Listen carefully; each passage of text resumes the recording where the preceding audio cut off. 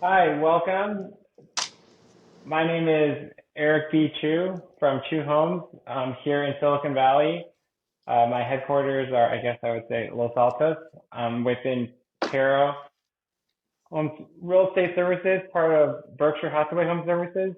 Our special guest today is John Thompson, the General Manager of Berkshire Hathaway Home Services, Nevada, Arizona, and California properties. Thanks for joining us today. I'll let JT introduce himself really quick. You got it, Eric. I'm happy to be here and help discuss with all of your fans and followers and clients and future clients some great ideas that I know you have put together on the do's and don'ts of investing. So hopefully the few things that I've done right and wrong over the last 35 years in this business, I can give some insights to somebody that will be helpful.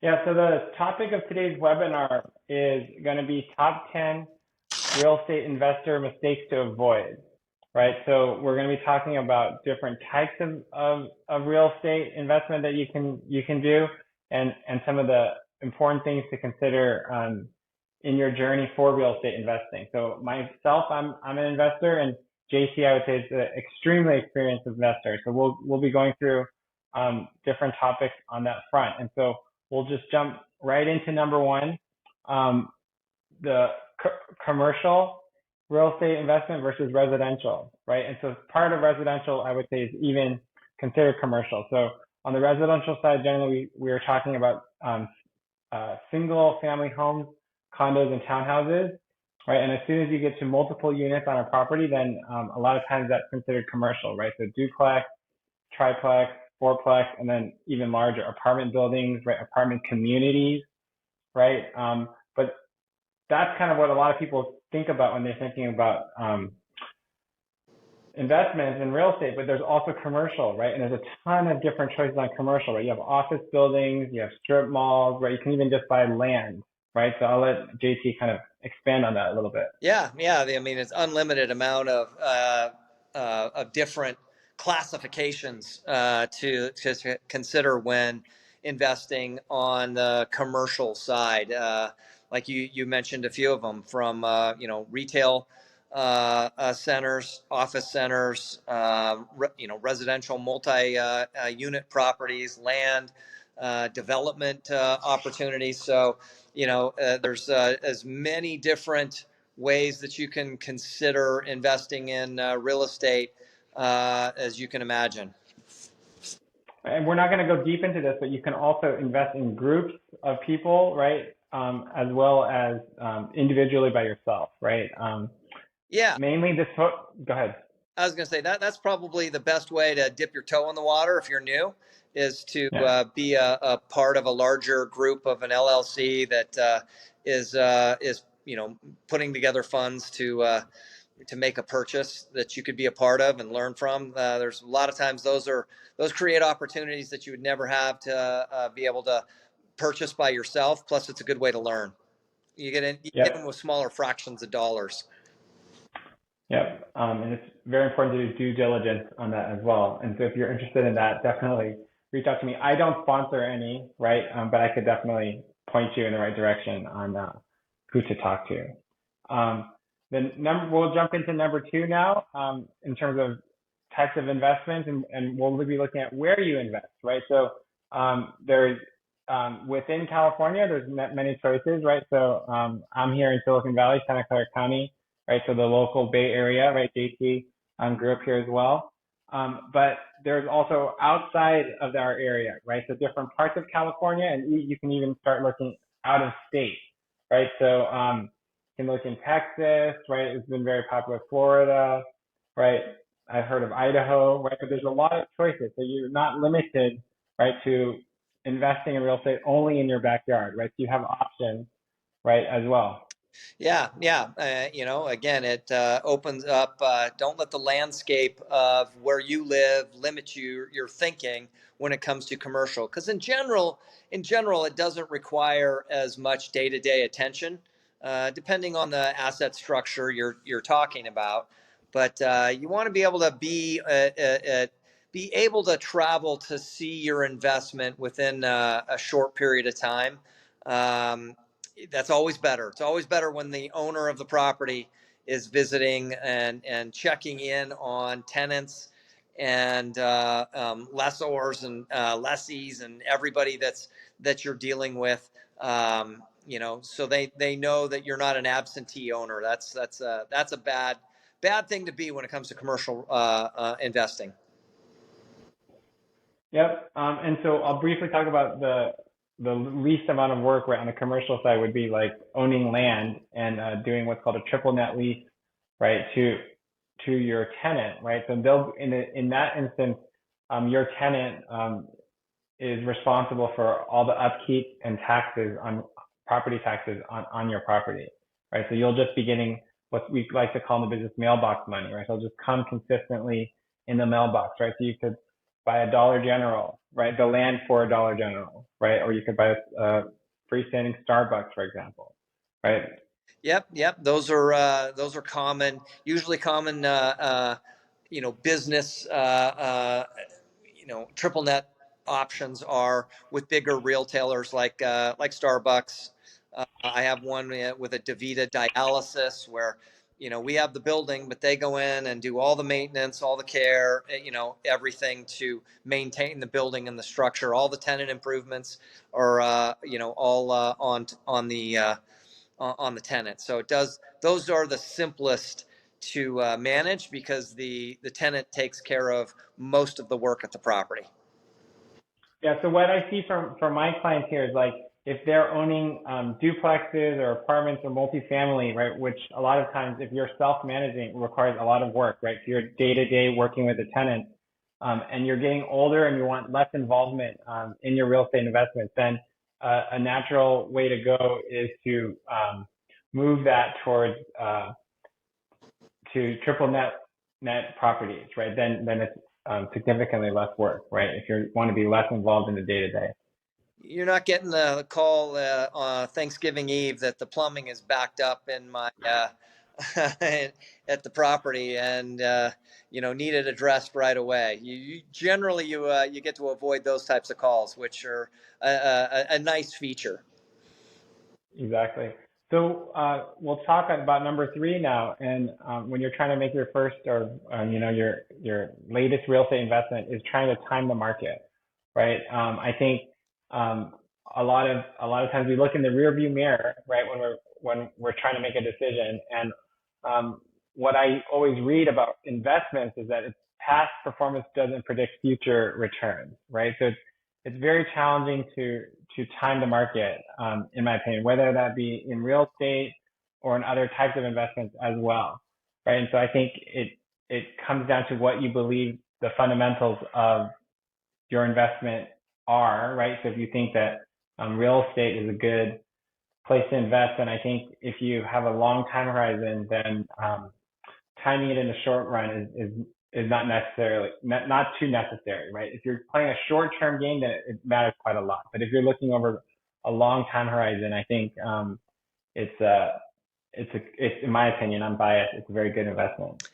You said it very, very clearly. It needs to be. You have to have a long-term thought process, especially if you're, new to investing and new to investing in commercial real estate. I take a long-term view on it, and if the fundamentals of the numbers make sense today, right, that is what you need to look at, not worry as much about the the timing it where the value might be at at its bottom and coming back up. It's always great when that happens, but most of us that happens just by luck. Yeah. And a big thing to consider, right, in your investments, we're mainly focusing on real estate here, is taxes, right?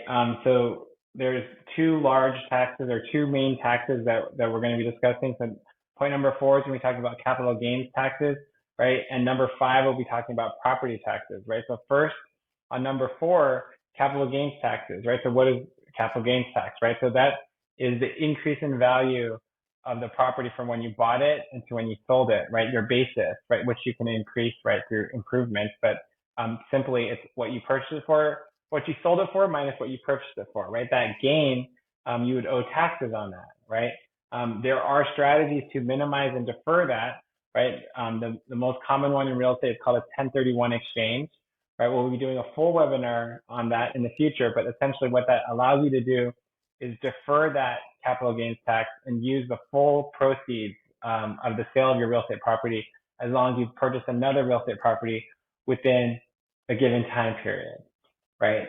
So 45 days to identify it and 190 days to close, right? JT can expand on that as well. Yeah. I mean, that's one of the best advantages of commercial investment properties is the ability to do exchanges and keep kicking the can down the road for any taxes, like you said, defer your taxes, to a later time frame, and take your wins and take some of your gains if you are going to sell and roll it into another type of property. So, that is definitely one of the biggest advantages, the tax breaks you get on being able to do what they call the 1031 exchange to defer your gains. Yep. The taxes will take a big part of your returns, right? If you don't use that strategy properly. And something to keep in mind is that those 45 days right now seem like a long time. But once your property is closed, the first property, and now you have the clock ticking, the time goes by a lot faster. So it's good to be prepared, right? And understand what your goals and objectives are, right? And have backup plans, because if you miss those deadlines, there's no do-over, right? It's the taxes will be due, right? Yeah. That's why it's good to have, I don't know if you want to talk about it now, an intermediary that helps you with your exchange, and they keep you on track to make sure you're identifying a replacement property in the proper amount of time, and then you're also closing escrow on it, because otherwise you miss those dates and you miss the whole purpose of the exchange. Exactly. So the next, we'll jump to number 5. We'll move on to number 5, which is property taxes. So every state has different property tax laws. California has a very unique one in Proposition 13, which many of you may be familiar with, and that caps the increase in assessment of your property to a maximum of 2% per year, right?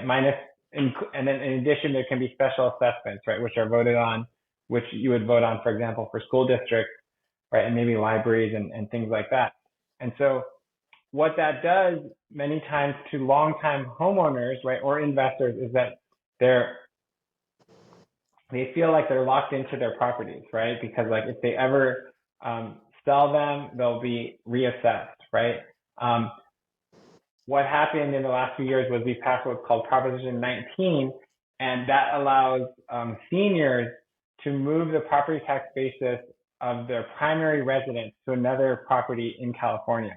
And the consequence of that, to pay for that, for the state coffers, the state finances, what they've done is they've changed the laws on inheritance of investment properties, right? Which is what we're talking about, investment properties. So previously, you could inherit the tax basis, the property tax basis, right? When you get the property, and now that's no longer the case, right? So if you inherit a investment property, then it will be reassessed at the market value, and you'll be paying the new property tax, right? You won't get that super low property tax basis when you inherit the investment property. Lot of nuances with the new laws that you just got to make sure you check with a good CPA on before you, or a good real estate agent, preferably both, to get the right plan together. Because some of the changes, you used to have to be forced to buy down to bring to transfer your property taxes. Now you can buy up, but there's a formula that they use where, to increase your property taxes, but not by the amount that you're buying the new property if you are buying up. So, there's pros and cons to the new laws that took place, and the inheritance, property tax adjustment was another one that bottom line, it caused probably a lot of more people that were inheriting property just to sell it rather than take on the increased property taxes. Unless they were going to move into the property, then that makes it another change. So you've got just a lot of different options when it comes to property taxes with the new laws that you got to make sure you're checking with somebody like you on, Eric, before you make a move.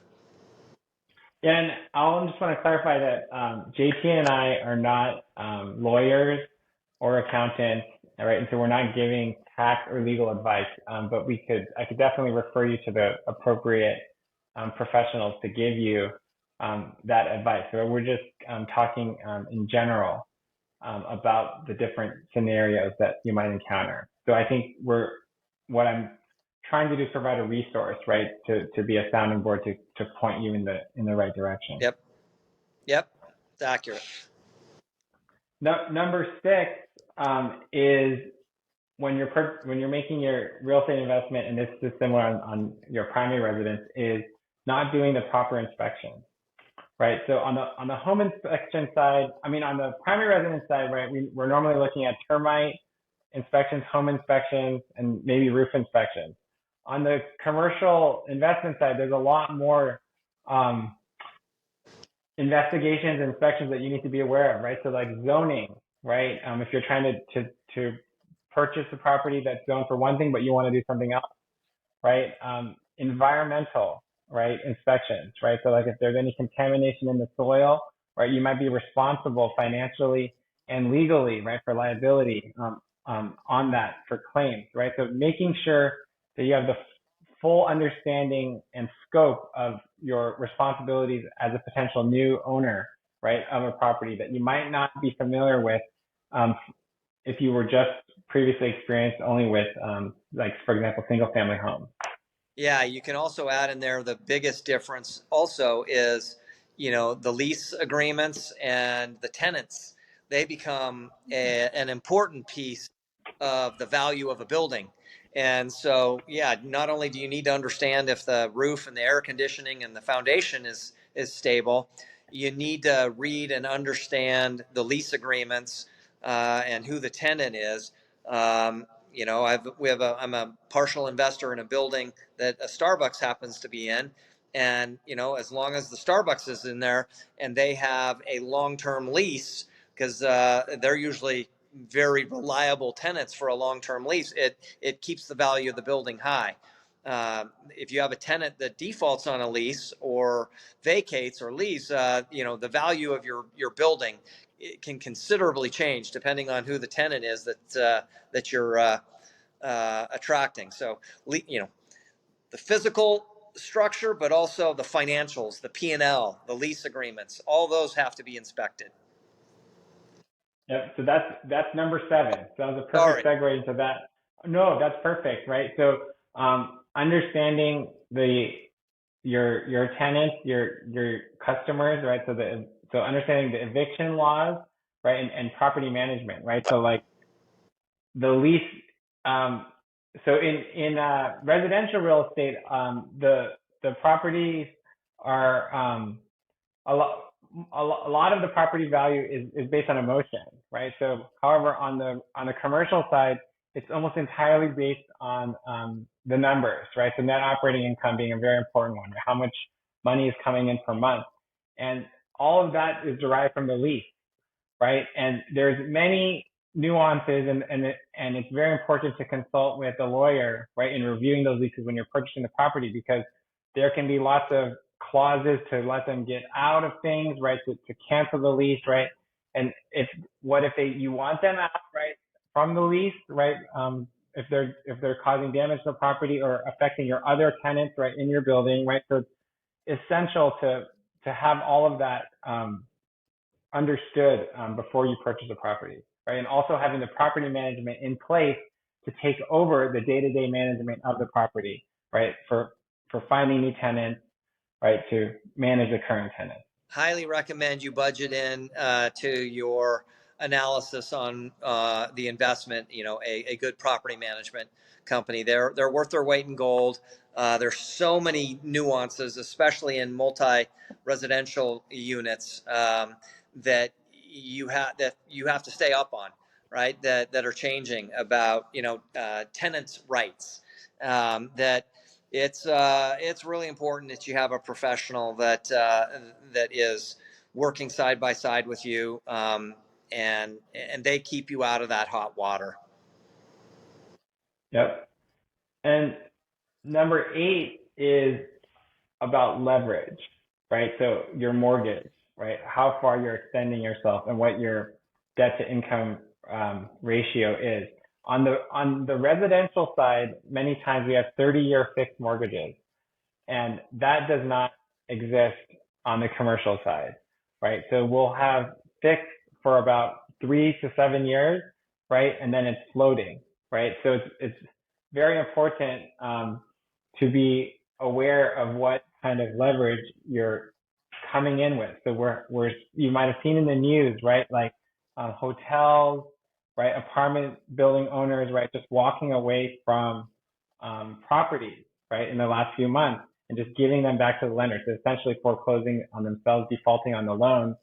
And in those cases, then you're wiping out your entire down payment, right? The equity that you put in when you purchase the property, right? And so I think it's extremely critical to understand the financials and the leverage you're taking, because in the past, a lot of the analyses and plans for the properties were to refinance, right, towards the end of that first 3, 5, or 7 year term. And the difference now between then is interest rates have gone up significantly, right? And so it's very tough to pencil the numbers now if you took too much leverage, right, at the higher interest rate. Yeah, I would definitely look at the numbers and do calculations on what if interest rates are X at the end of my term. You hope that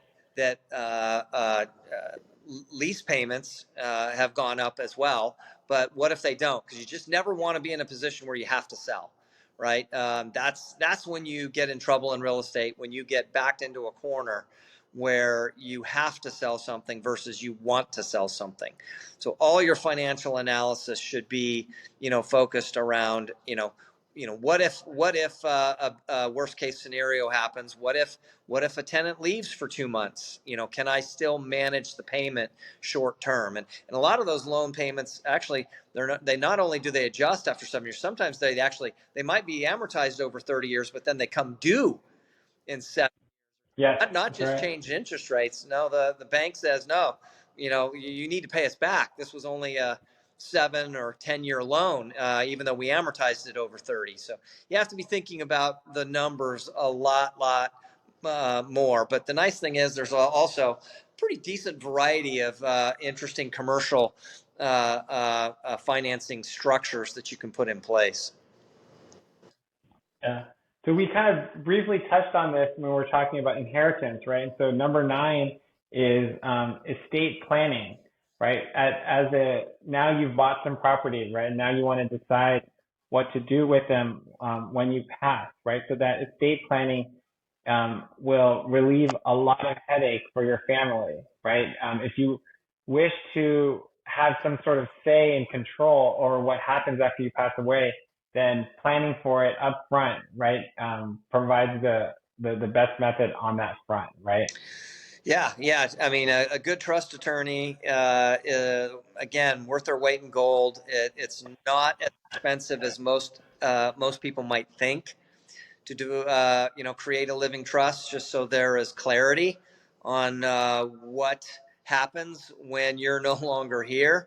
It can be an incredible waste of resources if your heirs have to, figure out, go through a probate, or there's not a clear transition plan with what happens to the property upon your passing.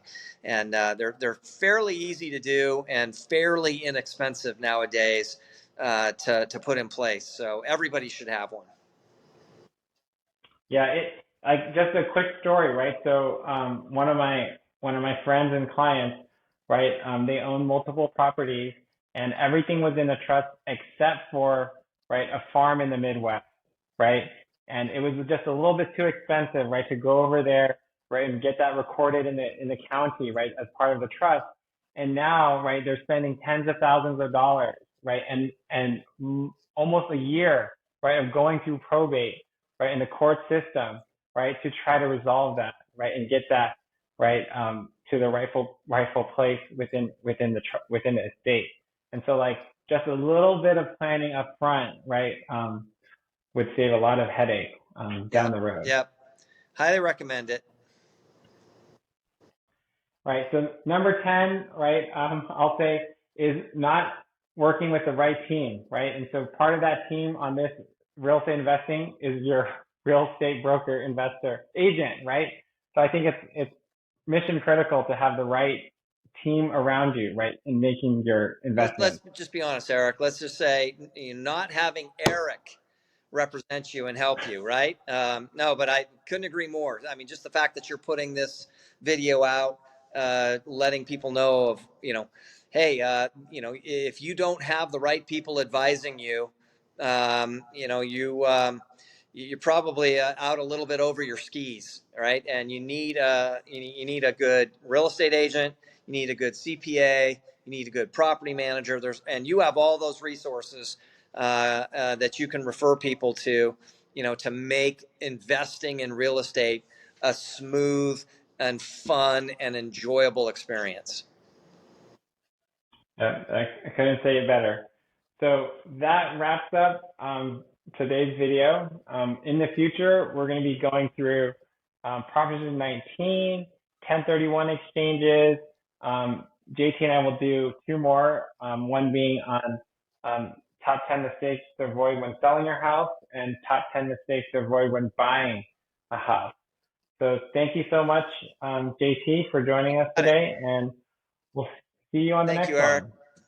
Have a good day. Bye-bye. Bye.